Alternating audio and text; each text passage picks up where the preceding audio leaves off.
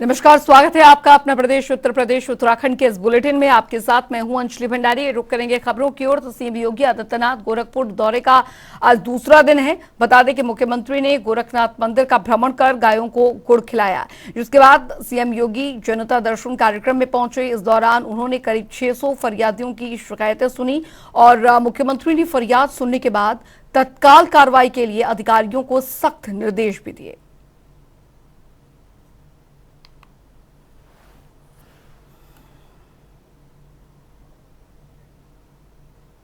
रुक करेंगे इस बीच आ रही एक बड़ी खबर की ओर। लखनऊ से इस बीच आ रही बड़ी खबर आपको यहां पर बताने जा रहे हैं। गोरखपुर देवरिया दौरे पर सीएम योगी। इस वक्त की बड़ी खबर, सीएम योगी का मिनट टू मिनट कार्यक्रम। आपको बता दें, शेजनवा स्टेडियम का शिलान्यास करेंगे। बाटलिंग प्लांट का भूमि पूजन कार्यक्रम भी प्रस्तावित है। स्वर्गीय मर्जादी देवी पीएचसी देवरिया का उद्घाटन करेंगे। कई परियोजनाओं का शिलान्यास और लोकार्पण भी करेंगे मुख्यमंत्री। तो जनप्रतिनिधियों से मुलाकात करेंगे सीएम योगी आदित्यनाथ। गोरखपुर देवरिया दौरे पर सीएम योगी हैं और गोरखपुर देवरिया दौरे का ये बेहद महत्वपूर्ण रहने वाला है। सुभाष गुप्ता संवाददाता गोरखपुर से हमारे साथ सीधे जुड़ गए हैं ज्यादा जानकारी के साथ। सुभाष, देवरिया का उनका ये दौरा जो है बेहद महत्वपूर्ण यहाँ पर रहने वाला है, क्या कुछ रहेगा कार्यक्रम उनका? जी बिल्कुल अंजलि, मैं बता दूं आपको कि मुख्यमंत्री योगी आदित्यनाथ 3 दिवसीय दौरे पर गोरखपुर में हैं और इनके दौरे का दूसरा दिन है। मुख्यमंत्री योगी आदित्यनाथ 11 बजे गोरखपुर के सहजनवा में मस्करा इंटर कॉलेज में जाएंगे और वहां पे एक स्टेडियम का उद्घाटन करेंगे। आपको बता दें कि ग्रामीण क्षेत्रों में खेलों को बढ़ावा देने के लिए तहसील स्तर पर स्टेडियम का निर्माण किया जा रहा है। 3 एकड़ की भूमि पर आज मुख्यमंत्री योगी आदित्यनाथ भूमि पूजन करेंगे और ग्रामीण के खेल प्रेमियों के लिए आज एक सौगात देंगे और वहां पे स्टेडियम का निर्माण होगा। आपको बता दें कि मुख्यमंत्री योगी आदित्यनाथ वहां से गीडा के लिए पहुंचेंगे और गीडा में पेप्सिको जो अंतर्राष्ट्रीय कंपनी है उसके प्लांट का उद्घाटन करेंगे। इस प्लांट के उद्घाटन से आपको बता दें अंजलि की यहाँ पे कम से कम हजारों लोगों को जो है रोजगार का अवसर मिलेगा। लगभग जो है 1500 लोगों को नौकरियां मिलेगी और 10,000 लोगों के जो ग्रामीण परिवार हैं उनको जो है दूध उत्पादन करके और जो वो विक्रय करेंगे, आपूर्ति करेंगे, उससे जो अर्जित आय होगा वो उनको प्राप्त होगा। आपको बता दें कि मुख्यमंत्री योगी आदित्यनाथ का बेहद महत्वपूर्ण गोरखपुर दौरा है और गोरखपुर में जो है आज वो दो ये महत्वपूर्ण योजनाएं हैं उनका शिलान्यास और भूमि पूजन करने वाले हैं। जी अंजलि। बिल्कुल, देवरिया से लाल बाबू संवाददाता भी हमारे साथ इस बीच जुड़ गए हैं। लाल बाबू, देवरिया भी मुख्यमंत्री का कार्यक्रम यहाँ पर रहने वाला है, वहां पर क्या कुछ तैयारियां कर ली गई हैं और क्या कुछ कार्यक्रम प्रस्तावित हैं? जी आपसे बता दें कि देवरिया जनपद में मुख्यमंत्री का आगमन 3 बजे होने वाला है और मुख्यमंत्री योगी आदित्यनाथ के द्वारा यहाँ पे 479.77 करोड़ के रुपए की 223 ये परियोजनाओं का शिलान्यास और लोकार्पण किया जाएगा।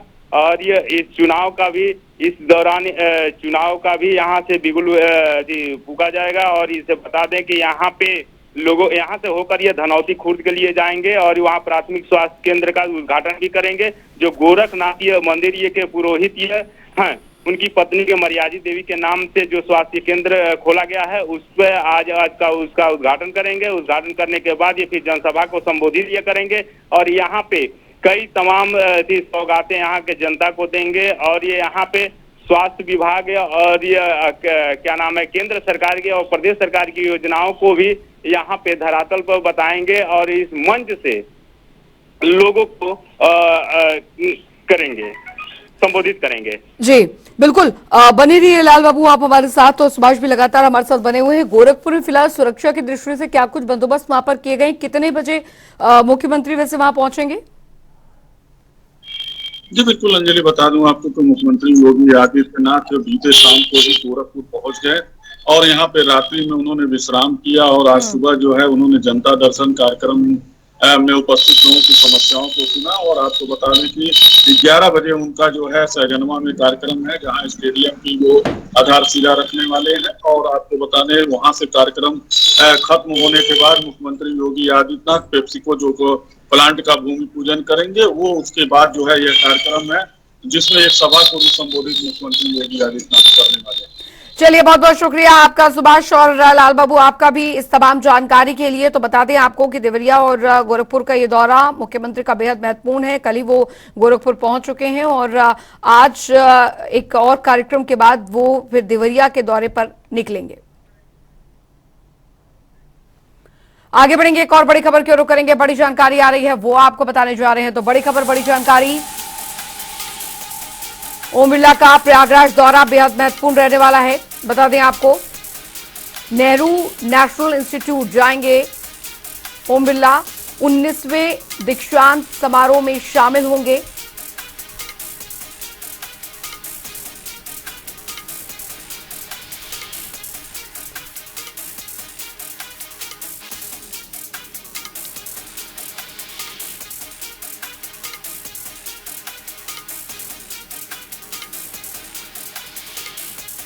बड़ी खबर, 19वें दीक्षांत समारोह में शामिल होंगे। प्रयागराज से इस वक्त की बड़ी खबर, ओम बिरला का प्रयागराज दौरा बेहद महत्वपूर्ण रहने वाला है। नेहरू नेशनल इंस्टीट्यूट जाएंगे ओम बिरला, ये इस वक्त की बड़ी खबर। 19वें दीक्षांत समारोह में शामिल होंगे। ओम बिरला का प्रयागराज दौरा बेहद महत्वपूर्ण माना जा रहा है। तो ये इस वक्त की बड़ी खबर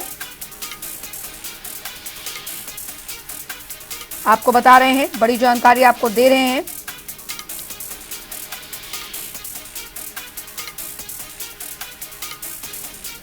ओम बिरला का प्रयागराज दौरा बेहद महत्वपूर्ण माना जा रहा है। लोकसभा अध्यक्ष ओम बिरला का ये दौरा बेहद महत्वपूर्ण प्रयागराज में, और नेहरू नेशनल इंस्टीट्यूट जाएंगे लोकसभा अध्यक्ष ओम बिरला।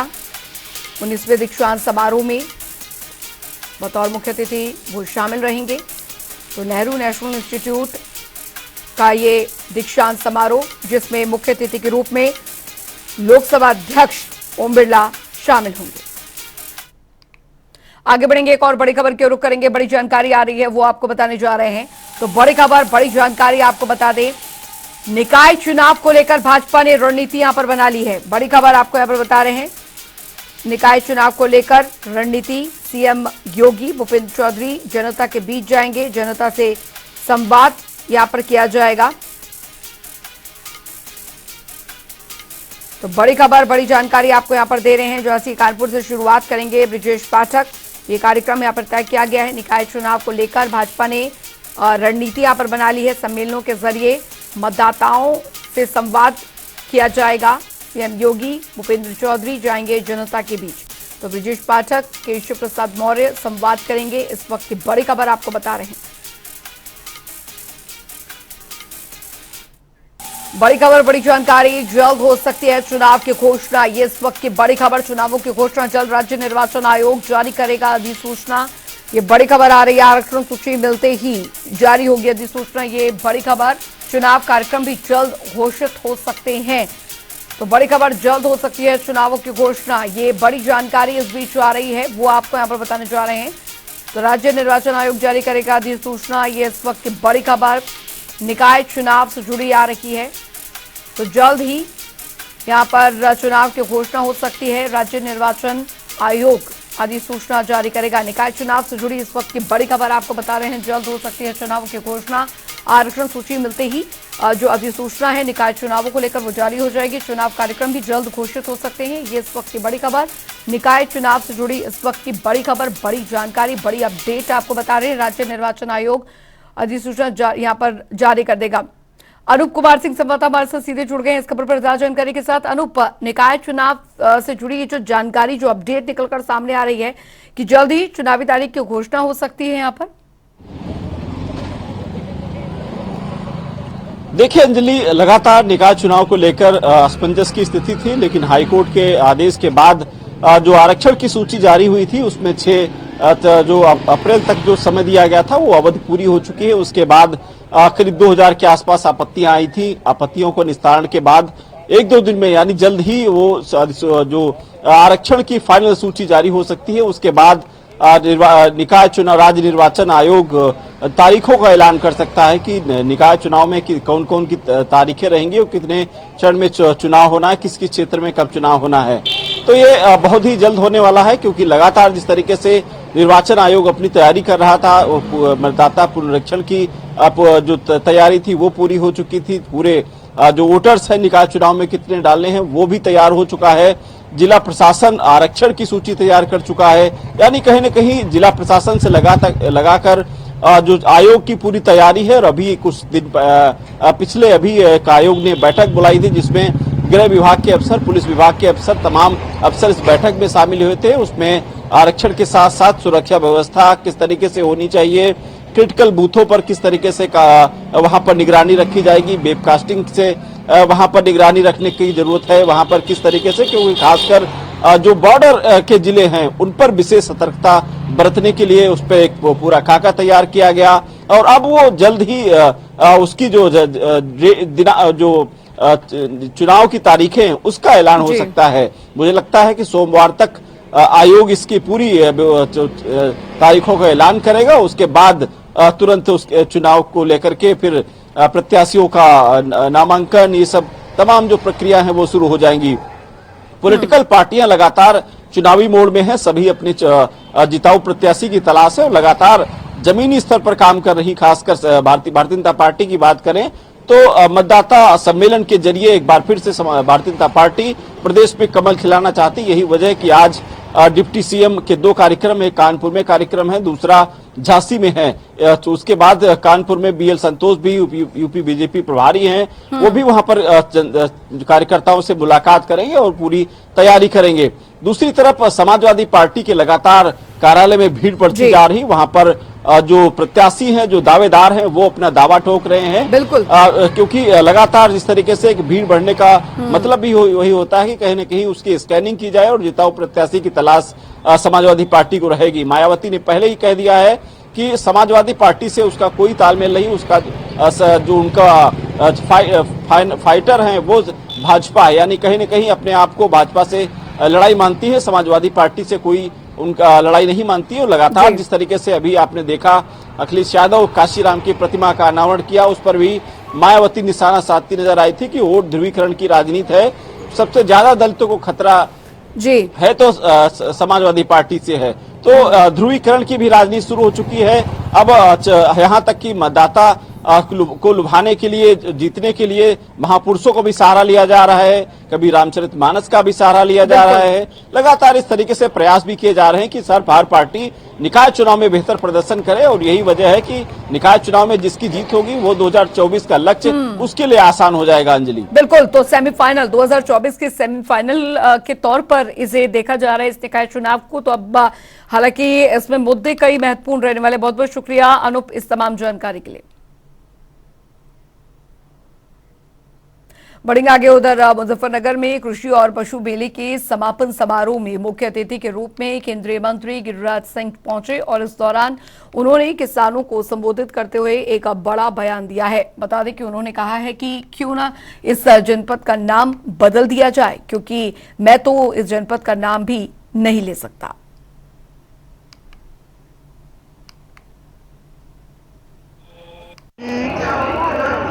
नरेंद्र मोदी जी के खिलाफ सारी पार्टियां लड़ रही थी। जनता नरेंद्र मोदी के साथ थे, विजय हासिल हुआ। 2019 में फिर ये लोग खिलाफ में लड़े। जनता मोदी जी के साथ है। मोदी जी 2024 में भारत में जनता ने प्रधानमंत्री की कुर्सी को मोदी जी के लिए रिजर्व कर दिया। इस तरह का संदेश नहीं, ये देखिए, ये मैं समझता हूँ कि ये संजीव बालियान जी और पूरी टीम को मैं इसके लिए बहुत बधाई मैं देना चाहता हूँ कि इस तरीके का ये पशु प्रदर्शनी और मेला जो लगाया है ये अपने आप में ऐतिहासिक है। जिस तरीके से यहाँ पर लोगों का मैं देख रहा हूँ, यहाँ पर जो पशुपालक हैं, किसान हैं, वो इतना उत्सुक हैं ये सारे अलग अलग इवेंट्स को देखने के लिए। नई टेक्नोलॉजी, नई नस्लों से परिचय जो यहाँ पर हो रहा है उनका, तो इसको देखने के लिए लोग उत्साहित हैं। उधर कानपुर में एक बार फिर से पुलिस की कार्यशैली सवालों के घेरे में है। दबंग सपा नेता और साथ ही टॉप 10 अपराधी जान मोहम्मद पर युवक की हत्या करने का आरोप लगा है, लेकिन पुलिस ने अब तक इस घटना में मुकदमा तक दर्ज नहीं किया है, जो कहीं ना कहीं चर्चा का विषय भी है और पुलिस की कार्यशैली को कटघरे में खड़ा कर रहा है।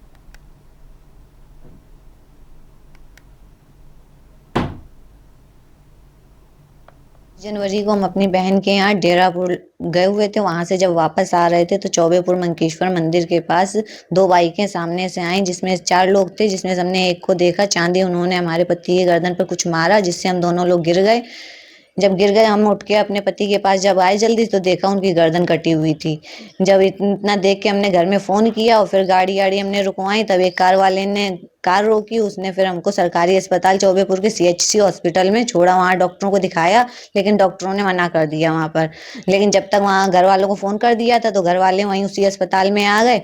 लेकिन घर वालों को फोन किया था, लेकिन वहाँ से छुन्ना के जो घर वाले हैं उनके बड़े भाई वो आए थे, तो वही लोग हमारे पति को लेकर गए, हैलेट ले गए, रेजेंसी ले गए। पहले तो यहाँ रक्षा हॉस्पिटल में ले गए, यहाँ भी मना कर दिया, फिर एलर्ट ले गए, रेजेंसी ले गए, फरीद भाई के पास भी ले गए थे वहां पर, लेकिन जब तक हमारे पति की डेथ हो गई थी। उधर योग गुरु बाबा रामदेव कासगंज पहुंचे। इस दौरान उनका लोगों ने भव्य स्वागत किया। वहीं बाबा रामदेव ने सबसे पहले कासगंज शहर के कृष्णा पैलेस में पत्रकारों के साथ एक प्रेस कॉन्फ्रेंस की, जिसमें उन्होंने अपने कासगंज में लगने वाले 3 दिन के योग शिविर के बारे में जानकारी दी। वहीं योग गुरु बाबा रामदेव ने कहा कि देश में शिक्षा और चिकित्सा की क्रांति लानी है।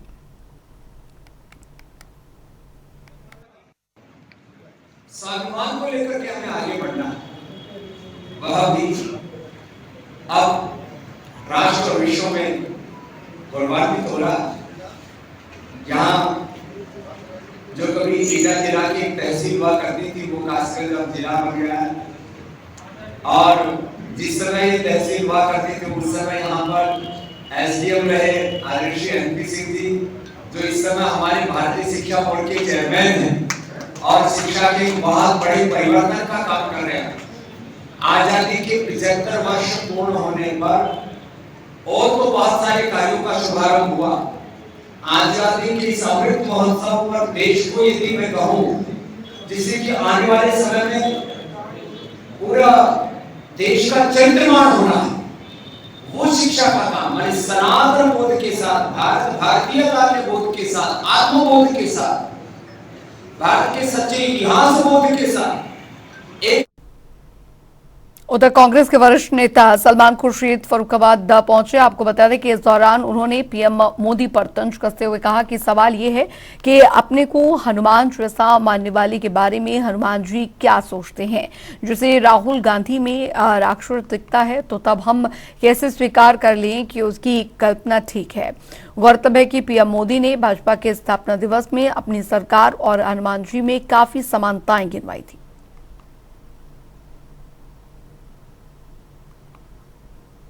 अगर वो हो गए हैं तो बहुत अच्छी बात है, लेकिन हनुमान इसके बारे में क्या सोचते हैं? हनुमान भी तो है ना, कहीं वो भी कुछ सोचते होंगे, तो हनुमान जी तय करेंगे कि कौन लड़का है और कौन राक्षस है, वो हनुमान जी तय करेंगे। लेकिन अभी तक उनको हमें राक्षस अगर दिखता है, अगर राहुल गांधी में उनको राक्षस दिखता है, तो हम कैसे स्वीकार कर लें? उधर मुख्यमंत्री पुष्कर सिंह धामी अब लैंड जिहाद को लेकर बेहद सख्त नजर आ रहे हैं। कालाढूंगी में एक कार्यक्रम में पहुंचे मुख्यमंत्री ने कहा कि उत्तराखंड में किसी भी कीमत पर लैंड जिहाद बर्दाश्त नहीं किया जाएगा। उन्होंने अतिक्रमणकारियों को सख्त हिदायत देते हुए कहा है कि चाहे कोई भी हो जिसने सरकारी भूमि, वन विभाग, राजस्व की या फिर सिंचाई विभाग की जमीन पर कब्जा किया है, वे तत्काल अपना अतिक्रमण हटा लें, नहीं तो उनके खिलाफ सख्त कार्रवाई की जाएगी। मुख्यमंत्री ने भी आपको बता दें कि दरअसल इस दौरान कहा कि हम कानून को मानने और उसमें विश्वास करने वाले लोग हैं और सरकार का तुष्टीकरण का कोई भी उद्देश्य नहीं है, लिहाजा अतिक्रमण किसी भी कीमत पर बर्दाश्त नहीं किया जाएगा।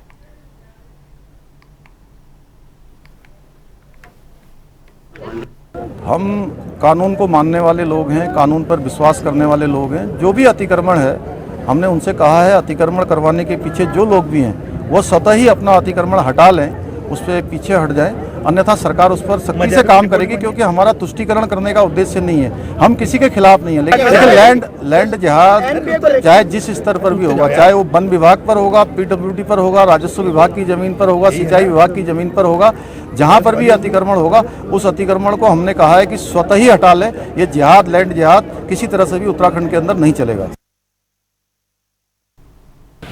और संवाददाता अजीत कंबोज हमारे साथ जुड़ गए हैं ज्यादा जानकारी के साथ। अजीत, लैंड जिहाद को लेकर लगातार यहां पर बातें सामने आ रही हैं, हालांकि मुख्यमंत्री की तरफ से यह साफ कर दिया गया है कि देखिए बिल्कुल भी बर्दाश्त यहां पर नहीं किया जाएगा लैंड जिहाद। बिल्कुल अंजलि, अगर उत्तराखंड प्रदेश की बात की जाए तो चाहे फिर वो रिजर्व फॉरेस्ट एरिया हो या फिर सरकारी अन्य भूमि, कई स्थानों पर यहाँ पर देखने को मिला है, चाहे मज़ारों के नाम पर हो या किसी अन्य तरीके से उस अतिक्रमण हो रहा है। ऐसे में अब सरकार ने सख्त रुख अपनाते हुए सीधे तौर पर इन जो अतिक्रमण है उसको ध्वस्त करने का फैसला कर लिया है। अगर उत्तराखंड सरकार की बात की जाए तो सीधे तौर पर मुख्यमंत्री ने इस पूरे प्रकरण को गंभीरता से लिया है और उनका बयान भी सामने आया है कि किसी भी तरह का अतिक्रमण सरकारी भूमि पर बर्दाश्त नहीं किया जाएगा, फिर वो चाहे लैंड जिहाद के नाम पर हो या फिर अन्य किसी भी तरीके से। सरकार ने साफ तौर पर तमाम विभागों को निर्देशित कर दिया है कि अपने भूमि पर अब चिन्हीकरण प्रक्रिया शुरू की जाए कि यहाँ पर किस तरह का अतिक्रमण किया गया है। और अगर मज़ारों की बात की जाए तो उत्तराखंड प्रदेश में लगभग 1000 मज़ारें चिन्हित हुई है जो सीधे तौर पर रिजर्व फॉरेस्ट एरिया में है या फिर सरकारी भूमि पर बनी हुई है और इनको लेकर चिन्हीकरण की प्रक्रिया शुरू हो चुकी है। और पिछले दिनों हमने देखा भी था कि सरकार के बुलडोजर चले थे और तमाम मज़ारों को यहाँ पर ध्वस्त करने का काम किया गया था जो इलीगल तरीके से सरकारी भूमि पर बनी थी। अब एक बार फिर से मुख्यमंत्री का बयान सामने आया है और साफ है कि इसके बाद से जो ये पूरा कार्य है अतिक्रमण हटाने का, उसमें तेजी नजर आएगी, चाहे फिर वो रिजर्व फॉरेस्ट एरिया हो या फिर कोई अन्य सरकारी भूमि। बिल्कुल बिल्कुल, बने रहिए आप हमारे साथ अजीत। इस बीच एक और बड़ी खबर के रुख कर ले, बड़ी जानकारी इस बीच आ रही है, वो आपको बताने जा रहे हैं। बड़ी जानकारी, कांग्रेस बीजेपी के खिलाफ अभियान करेगी शुरू। इस वक्त की बड़ी खबर, प्रदेश अध्यक्ष 12 बजे प्रेस वार्ता करेंगे, ये बड़ी खबर आ रही है। करण महरा करेंगे अभियान का ऐलान, तो ये बड़ा ऐलान, यहाँ पर प्रेस कॉन्फ्रेंस कर अभियान का ऐलान करेंगे। अजीत लगातार हमारे साथ बने हुए हैं। अजीत, कांग्रेस बीजेपी के खिलाफ अभियान शुरू करेगी? बिल्कुल अंजलि, अगर उत्तराखंड कांग्रेस की बात की जाए तो पिछले दिनों प्रेस कॉन्फ्रेंस करके प्रदेश अध्यक्ष करण महरा ने इस बात का ऐलान किया था कि जिस तरह से उनके राष्ट्रीय नेता राहुल गांधी को लेकर बीजेपी आक्रामक है, तमाम तरह के नरगल बयानबाजी यहां पर होती है, अब उसी पैतरे पर उत्तराखंड कांग्रेस भी चलती हुई नजर आएगी। और आज 12 बजे प्रेस कॉन्फ्रेंस है प्रदेश अध्यक्ष करण महरा की और इसमें सीधे तौर पर उन नेताओं को बीजेपी के चिन्हित किया जा रहा है जो लगातार गलत बयानबाजी करते रहते हैं, तो उनको लेकर यहां पर डिजिटल फॉर्मेट में उनके बयान तलाशे जा रहे हैं और उसके बाद उनके खिलाफ राजद्रोह का मुकदमा दर्ज कराने की बात यहां पर उत्तराखंड कांग्रेस की तरफ से की जा रही है। अब पूरे प्रोग्राम आंदोलन का, अभियान का स्वरूप क्या रहेगा, इसका खुलासा ठीक 12 बजे प्रदेश अध्यक्ष करण महरा करेंगे प्रेस कॉन्फ्रेंस में। तो अब इसी बात का इंतजार है कि जो पूरा कार्यक्रम तय किया गया है वो किस स्तर पर तय किया गया है और किन किन लोगों को यहाँ पर चिन्हित किया गया है जिनके खिलाफ मुकदमे दर्ज कराने की बात हो रही है। चलिए, बहुत बहुत शुक्रिया अजीत इस तमाम जानकारी के लिए। चलिए, वक्त एक छोटे से ब्रेक का, आप बने रहिए जनता टीवी के साथ।